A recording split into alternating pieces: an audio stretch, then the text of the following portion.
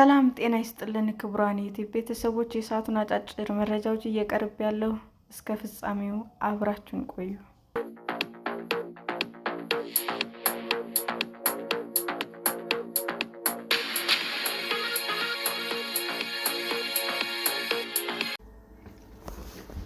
አይኤምኤፍ ብሔራዊ ባንክ በካፒታል ለማጠናከር እቅድ የሚያዘጋጅ የጋራ ኮሚቴ ማቋቋሙን ይፋ አደረገ።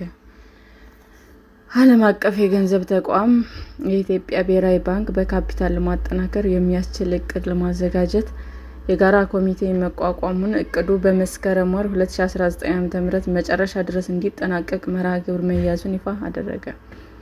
የካፒታል ማጠናከሪያ እቅዱ ብሔራዊ ባንክ የወርቅ ግብይት ዘርፍ ላይ በተመሳሳይ ወቅት ያደረጋቸዋል ከተባሉ መዋቅራዊ ማሻሻያዎች ጋር ጎን ለጎን እንደሚከናወኑ ተጠቁሟል።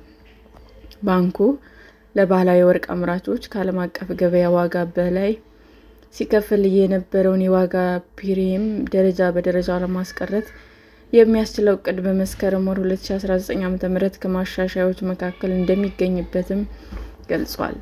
አይኤምኤፍ ትናንት ማክሰኞ ሐምሌ 7 ቀን 2018 ዓ.ም ይፋ ያደረገው የኢትዮጵያ የተራዘመ የብድር ስምምነት መርሃ ግብር አምስተኛ ግምገማ ሰነድ እንደሚያስረዳው ብሔራዊ ባንክ የፕሪሚየም ክፍያውን በተያዘው በጀት ዓመት ደረጃ በደረጃ ወደ ማቆም የሚያሸጋግረው የወርቅ ንግዱን ቀስ በቀስ ወደ ግል ዘርፉ ለማሻገር በያዘው ሰፊ የዘርፍ ማሻሻያ እቅድ በኩል መሆኑንም፣ በዚህ የባንኩ የፋይናንስ ኪሳራዎች በመቀነሱ የሂሳብ ሚዛኑን ለማጠናከር መታሰቡንም አስታውቋል።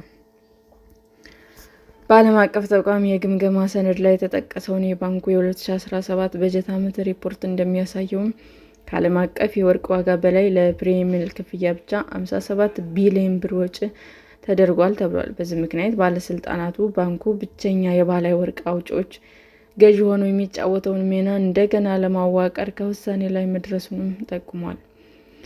ሰነዱን እንደሚያትተውም ኢትዮጵያ ከአይኤምኤፍ ጋር በገባችው የኢሲኤፍ የተራዘመ የብድር ስምምነት መርሃ ግብሯ ስር የገባችው ቃል ኪዳን አካል አድርጋ በብሔራዊ ባንክ ለወርቅ አቅራቢዎች ከገበያ በላይ የሚከፈለውን ፕሪሚየም ቀስ በቀስ ለማስቀረት ተስማምታለች ተብሏል።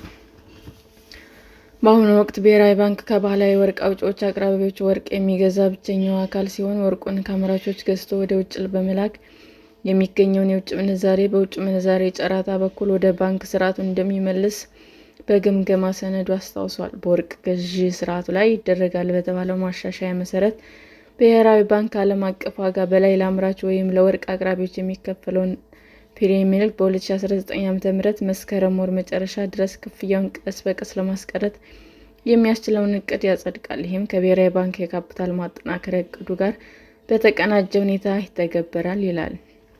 በተጨማሪም መንግስት እንደ አውሮፓውያን አቆጣጠር ከ2026 ታህሳስ መጨረሻ በፊት ብሔራዊ ባንክ በቀጥታ ከወርቅ ገበያ የሚወጣበትን የረዥም ጊዜ ስትራቴጂ እንደሚያዘጋጅና ይህም በውጭ ምንዛሬ ክምችት ላይ የሚኖረውን ተጽዕኖ ከግምት ባስገባ መልኩ እንደሚከናወንም ተገልጿል።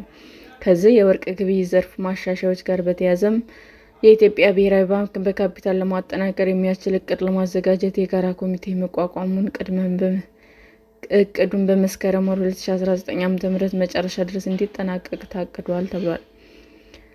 ከዚህ በተጨማሪ እቅዱ ብሔራዊ ባንክ በየውጭ ምንዛሬ ግብይቶች ላይ የሚያስከፍለውን ኮሚሽን እስከ ሰኔ 2028 መጨረሻ ሙሉ በሙሉ እንዲያስወግድ፣ ለመንግስት ባንኮች ያለውን የፋይናንስ ተጋላጭነት ቀስ በቀስ እንዲቀንስ፣ እንዲሁም ለወርቅ ገዢ የሚሰጡ የዋጋ ፕሪሚየሞችና ድጎማዎች በደረጃ እንዲቋረጡ ማድረግ ላይ ያተኩራል ተብሏል። ዓለም አቀፍ የገንዘብ ተቋም እነዚህ እርምጃዎች የብሔራዊ ባንክ ተቋማዊ ገለልተኝነት በማጠናከር የገንዘብ ፖሊሲ ተግባራዊነት ለማሻሻል እና በውጭ ምንዛሬ በወርቅ ገበያ የሚገኙ የገበያ ምዛቶችን ለመቀነስ የተቀረጹ የመዋቅር ማሻሻያዎች አካል ስለመሆናቸው በግምገማ ሰነዱ አትቷል።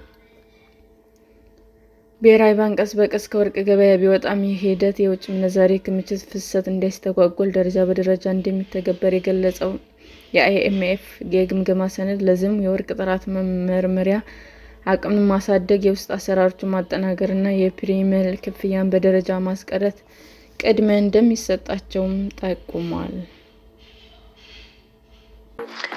ሰላም ጤና ይስጥልን ውድ የዩቲዩብ ቤተሰቦቼ እንዴት ናችሁ? አዲስ ጀማሪ ነኝና ሰብስክራይብ ያደረጋችሁ አበረታቱኝ። አመሰግናለሁ። የዩቲዩብ አድማጮቻችን ለሰዓቱ ያቀረብኩላችሁ አጫጭር መረጃዎች ይህንን ይመስል ነበር። በሌላ መረጃ እስክንገናኝ ሼር፣ ላይክ፣ ሰብስክራይብ እንዲሁም ቢቀርብልን የምትሉት መረጃ ካለ ኮመንት እያደረጋችሁ ቸር ቆዩን።